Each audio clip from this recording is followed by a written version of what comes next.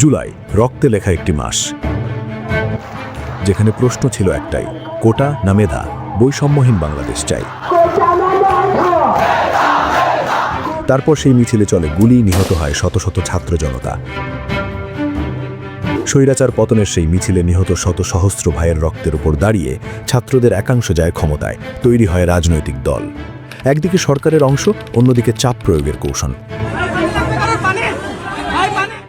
কিন্তু গত 18 মাসে কি হলো? ছাত্র জনতার সেই হত্যাকাণ্ডের বিচার কোথায় গেল? এই বিচার এড়িয়ে যাওয়ার তো কথা ছিল না, কিন্তু আজ সেটাই হলো। কিভাবে? দৃষ্টি ঘুরিয়ে।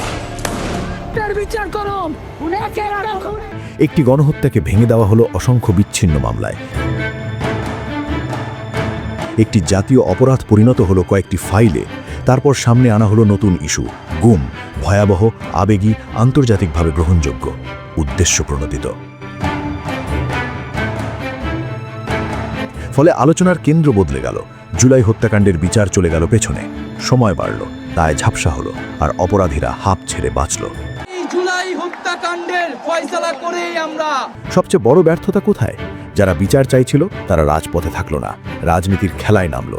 বিচারের দাবি হারালো তার ধার, দাবিদাররা হয়ে গেল দাবার ঘুঁটি। ফলাফল আজ পরিষ্কার।